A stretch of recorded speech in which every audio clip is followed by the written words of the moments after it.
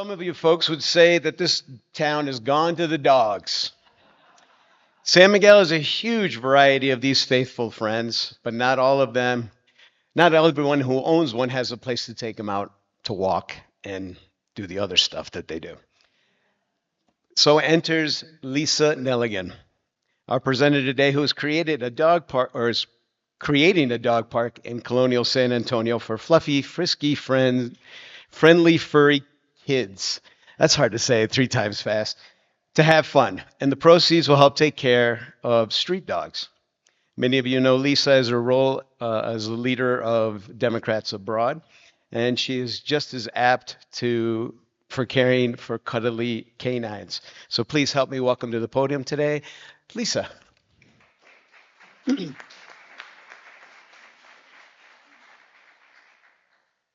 morning, everyone. Let me grab my clicker here. As mentioned, I'm Lisa Netligan, and I'm a dog lover. Does anybody else here love dogs?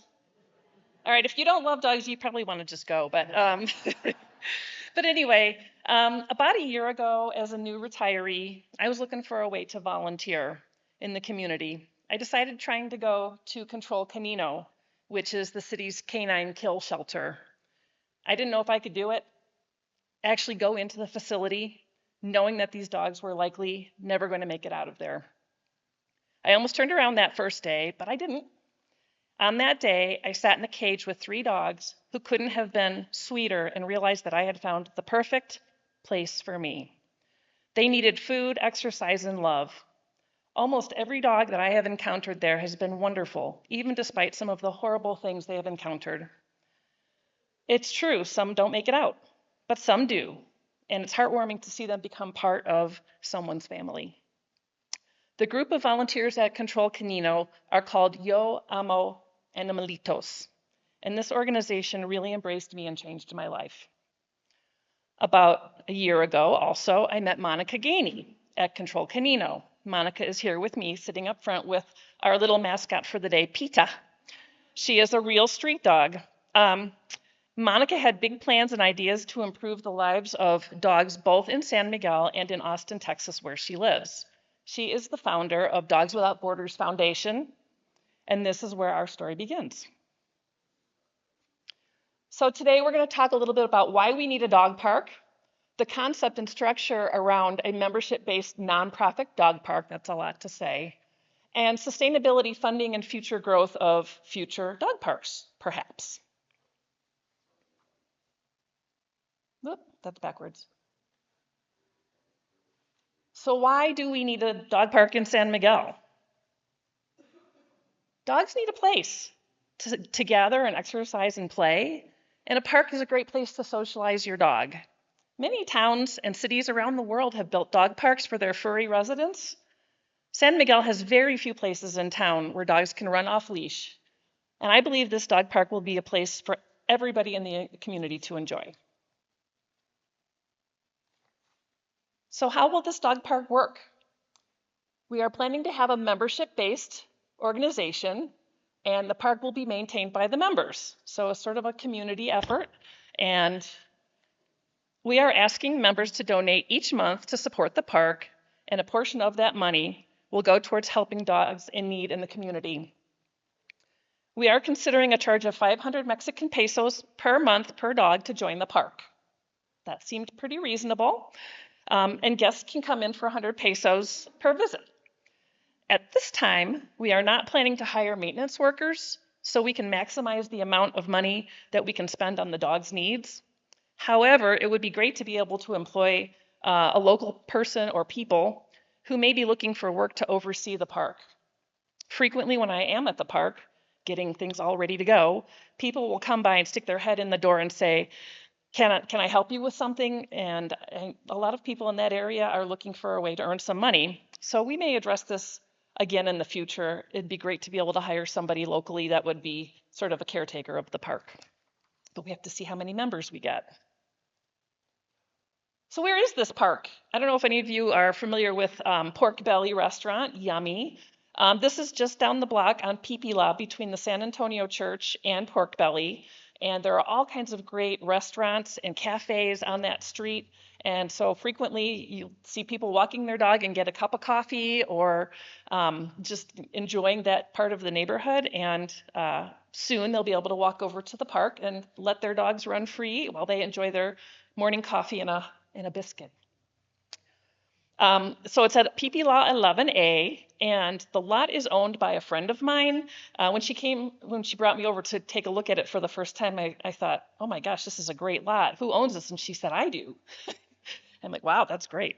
So she's a good friend of mine, and she's very invested in the dog world as I am. And she also volunteers at Control Canino. So it seemed like a perfect opportunity to take the space that she had to kind of fulfill a dream that we both had. So when is this park going to open? People walk by as I'm working in there, and they're all excited because they're really looking forward to having a place to take their dogs. We're shooting for formally opening around September 1st, although we are having open park events to introduce dogs and their owners to the space to get suggestions and, what do you think would work well here, and, get ideas from the people who actually own the dogs. We're thinking maybe an opening period from 7 a.m. to 7 p.m., but we're all trying to figure out how this is going to work.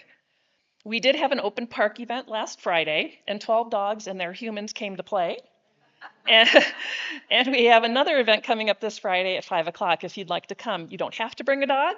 If you're a dog lover and you just want to come bring yourself, come on along and you can check it out. So what amenities does this park offer today? It's actually a pretty nice large lot. It's 3,000 square feet of play space. It didn't really have much by way of amenities. It didn't have electricity or water, so we're working on that. We just recently installed a Tanaco and water lines, and I put a toilet in, which is really nice for humans, because everybody likes to use the bathroom once in a while. And it's got lots of shade. We got some beautiful mesquite trees. We put some shade sails in, and it's just a really nice, cozy space. We want the park to feel like the backyard that you don't have, with all of your friends and neighbors that can gather together. We have enough amenities right now to open, but we still have some work to do. Today, in fact, at 9 o'clock, my husband had to open the park for workers to come because there are some beautiful mesquite trees, but they are infested with mistletoe. Have you ever heard of mistletoe being a disease or whatever? So they're there trying to save the trees from the mistletoe infestation. Other things that are coming soon, electricity is coming this week. We probably don't really need electricity, but it's always nice to be able to, plug your phone in, or, there's a million reasons to have electricity. We need to have a separated space for small and big dogs. Last week we had some small and big dogs mixing together, and believe it or not, the small dogs terrorized the big dogs. The little chihuahuas were running all over the place, and the big dogs were hightailing it as far as they could go. So we got to find a way to separate them. We need a double gated entry so that people come in off the street, close the door, and then they come into the park through another gate so that the dogs don't run off. And then park benches. It's always nice to have a place to sit and relax and chat with your fellow dog lovers. I have big dreams for this park. I'd really love to see us put a fountain in for dogs to play in. They love water, and it's just such a nice, calming amenity. I'd like to actually put a refrigerator and a stovetop into the kitchen area. There's actually a pre-defined kitchen area. I cook food for Control Canino dogs 3 times a week. I get 15 kilograms of meat and whatever, lots of stuff, and I cook it in my kitchen. And it'd be great to be able to cook this in another facility like the dog park, and just have other people be able to participate in the work that I'm doing with the dogs at Control Canino. And the other thing is pathways and landscaping. Right now it's a bunch of dirt and rocks, and the dogs love it. They can dig. We don't have to worry about the grass getting dug up. So we will do some nice pathways and landscaping, but we do not plan to put any grass in because it will not last. So if you're hoping for grass, you might get a little patch somewhere. So how can I learn more? This is my first endeavor in something like this. So I started a Facebook page, which I'm not very good at. But if you do a search on San Antonio Dog Park, you will find our webpage, and we're starting to post things out there like the events that we're having, how a membership will work, and it'll keep growing, I hope. We have about 50 followers right now, but As word starts to spread, I think it's become more popular.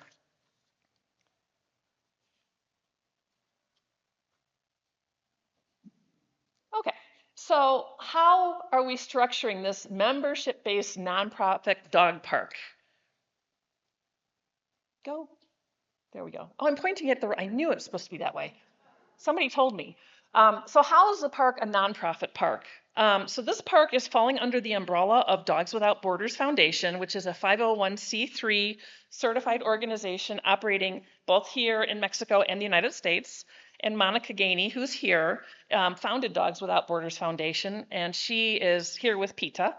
And her organization focuses on the welfare of dogs in Austin and San Miguel. And there is her website if you want to do a little bit more research. And if we have time, she may come up and talk to you about an upcoming event that we have. Pointing it that way. So basically, this park will be funded through membership fees and donations. There will be some costs associated with running this park, of course, including payment of monthly expenses. We're going to pay rent for the land. We will have utilities to pay for and supplies like garbage bags and toilet paper and other things, cleaning supplies, things like that. Other uses for the funds that we earn above the expenses that we need to pay are making food for the dogs that control Canino, which is near and dear to my heart. Food stations for street dogs. That's one of the things that Monica's organization is really focusing on, is trying to take care of the street dogs, the dogs that are out there that don't really have anybody really taking care of them. That way. In addition, medical support for street dogs. We oftentimes see dogs out there that are injured or sick, and the best thing we can do for them is to try and help them not suffer. This is all about helping them not suffer. And we collaborate with other dog-related organizations. There are several really good organizations in this town, including Rosie's Wish, which I think is represented here, Lucky Dogs, Amigos de Animales. All of these organizations focus on helping get dogs sterilized, getting dogs adopted, the medical care, and even training so dogs can be more adoptable. So in this section, we're just going to talk a little bit about how the project is going to move forward. So in addition to membership donations, we are thinking that this park might be a great way to raise funds through different fundraising events. So for example, a movie night or picnics or dog birthday parties or adoption events. There's lots of ways that we can use this space to our advantage to raise money for the community of dogs.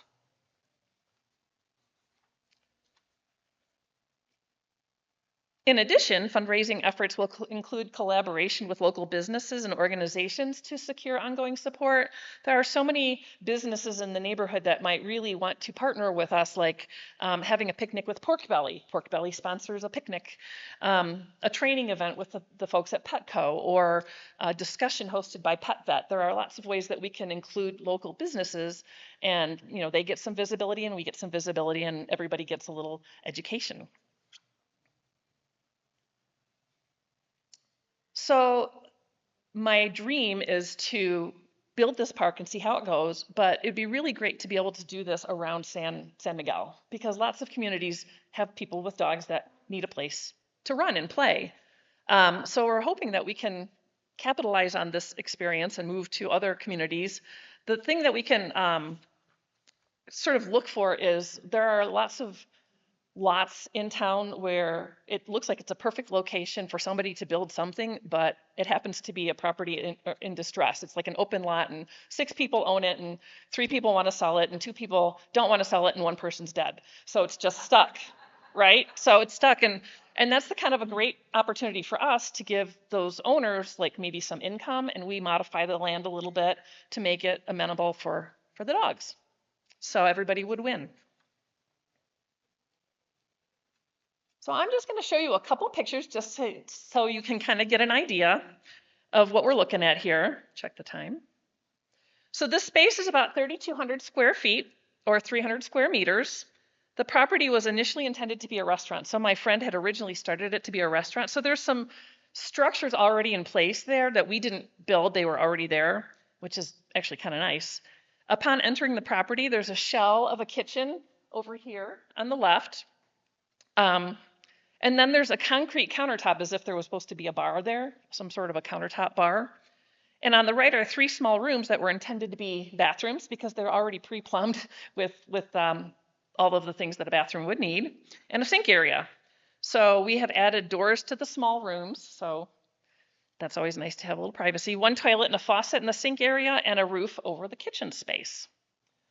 The green highlighted space here is planned for the small dog area, so about 300 square feet. We're gonna have to figure out if that's enough or too much. But that area will be fenced in to keep the dogs safe. The entry will have a double gate, so you come in, I think I mentioned it before, you come in, close the door, and then you come in to the space, so the dogs are safe from running out on the street. And then the fountain, my fabulous fountain idea is to have something that's about 3 meters wide, but only about 6 to 8 inches deep, so that the pups can play in the water and stay cool in those hot summer months. That's kind of another, I use some software that I used to design my house that I built here, and I use that software to sort of model this park. So this is sort of what it looks like, the front of the entrance on Pipila, and the nice trees in the back, and just sort of a visual representation of how the dogs might look in there.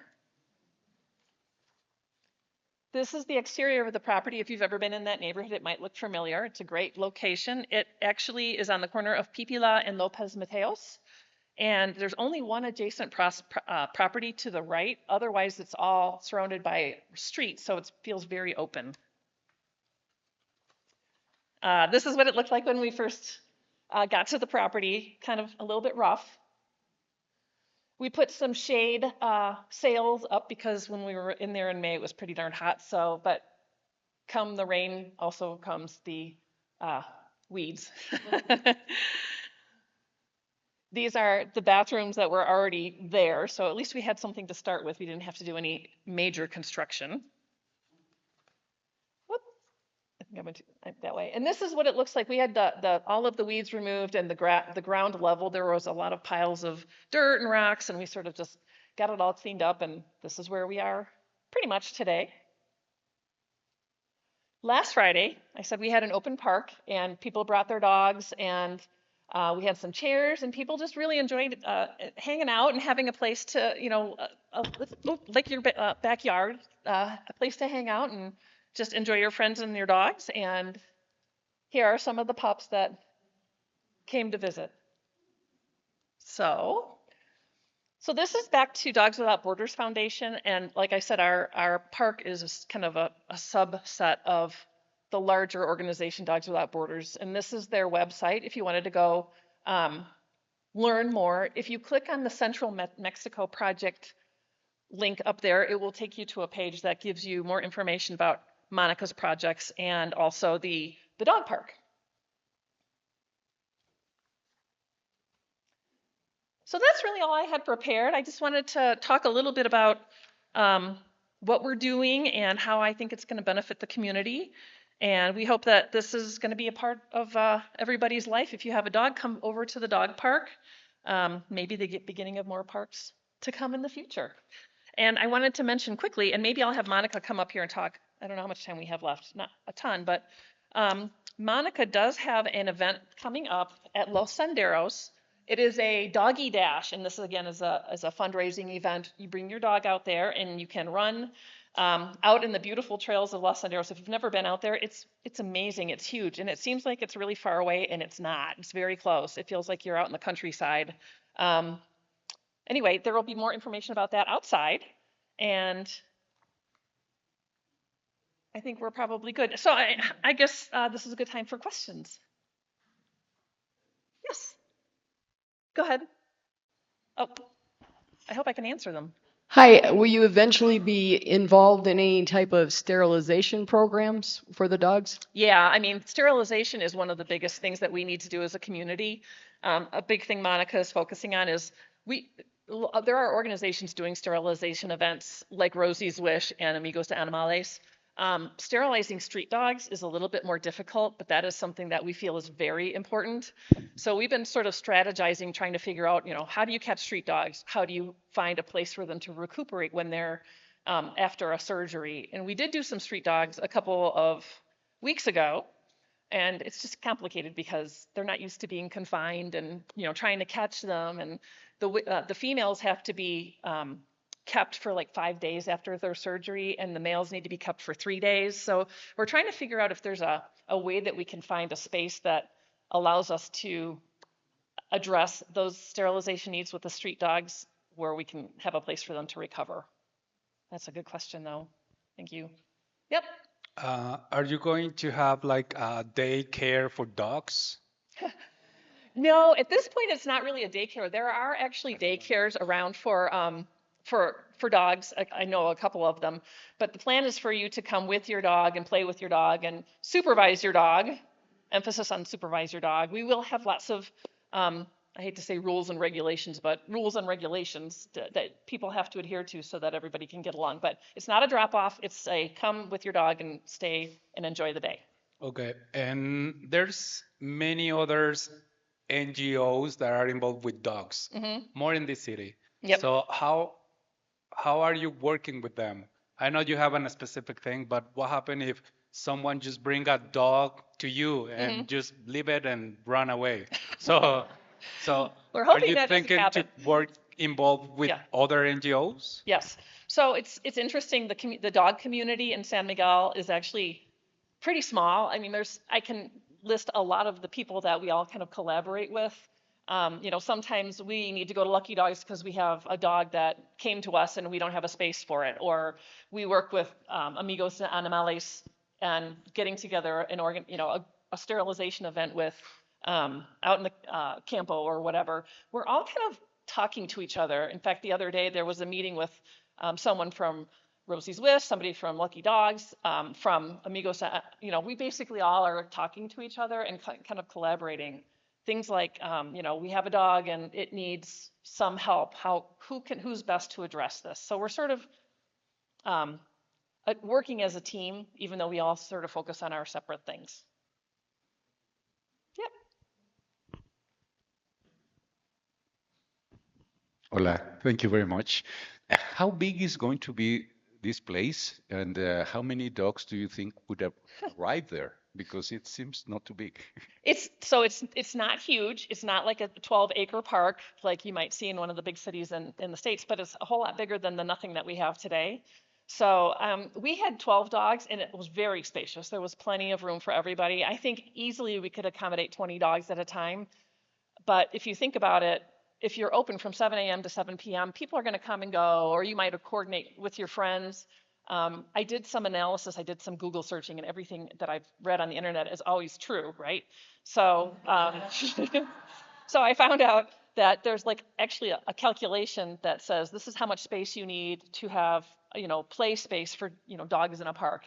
And the calculation actually said we could have like 3,000 dogs in there, which obviously is not realistic, but I think we could handle, 20 at a time. And so I don't know that we're going to ever get like 50 dogs at a time. That would be great. And if we do, then we'll have to figure something out. Anything else?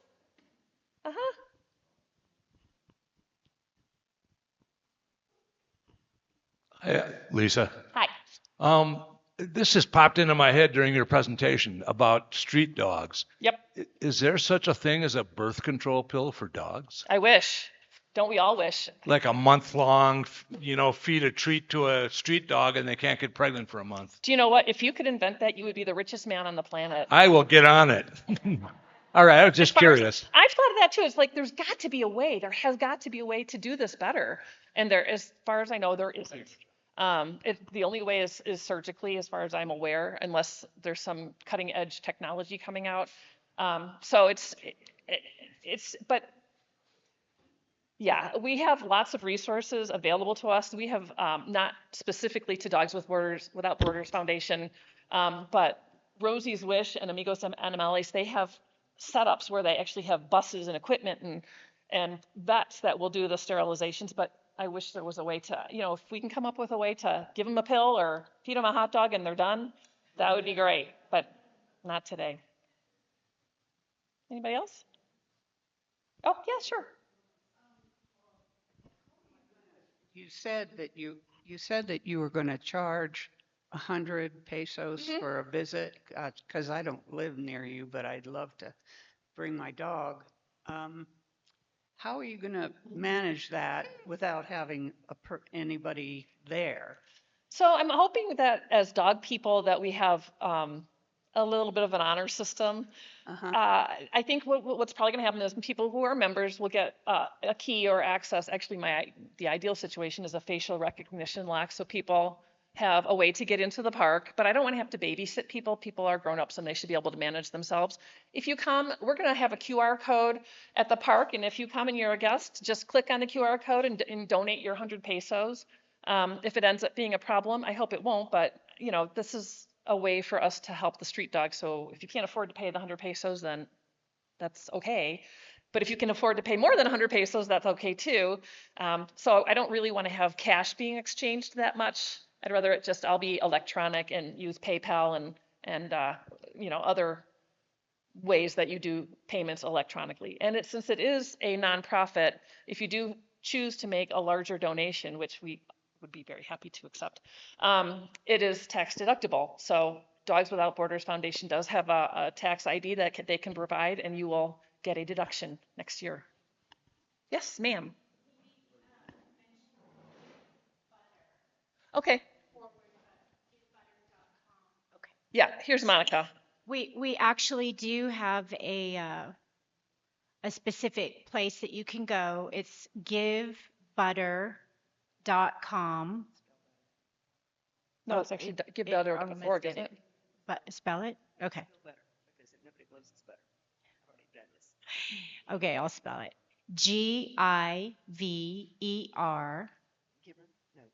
Giver. Sorry. I'll tell you Okay. what, you Well- can find it on the website. Yeah, it's on the website. It's givebutter.com / SMA Dog Park. exactly. So if you go to the Facebook page, you'll find the place, the information about how to donate. Yeah. And then you can also just go to the website, and then you can also see all of our different campaigns. And thank Yep. you so much for the questions. It motivates us that we're going in the right direction. Yep. Our main goal for Dogs Without Borders Foundation is to focus on that street dog. And I started doing this last summer with the inspiration of Lisa here. I went out, caught dogs. I mean, really captured street dogs with a gentleman who helped me. And we successfully did about 30 dogs last summer. And right now, we're just trying to raise some funds for our emergency response team so that we can have an actual dog truck and a location where the dogs can rehabilitate. Right now, we're focused on Los Alamedas neighborhood, right next to Los Senderos. And that'll give you a chance if you attend our August 17th event. You can see the dogs all over the streets, and that's where we're focused. We're trying to catch those dogs one by one and then help them, you know, get better, stop having the babies. And this little baby here in my lap Pizza. is one of those babies. We found her a month ago, and she's up for adoption.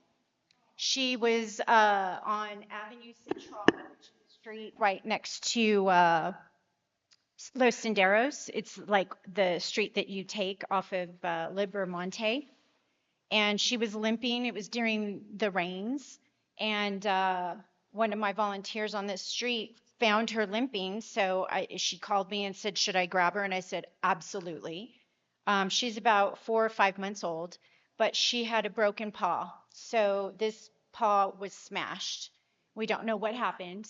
We got her straight to the vet. So we paid for all the medical expenses. She's, you know, vaccinated. We do a lot of what we call puppy rescue. You'll see that as a campaign on my website. And so anybody need a dog today? But, you know, thank you, Lisa. Lisa and I love to sit down and think of all the community efforts that we can give back to this community. And one of them is definitely supporting these street dogs and finding solutions for their replication issues. So thank you, guys. So thank you, everyone. And I think we're done. So So Lisa, thank you so much. Congratulations on bringing your dream to a reality. And thank you for providing such a wonderful amenity to our canine friends and their humans. So just a small token of our appreciation for your speaking today.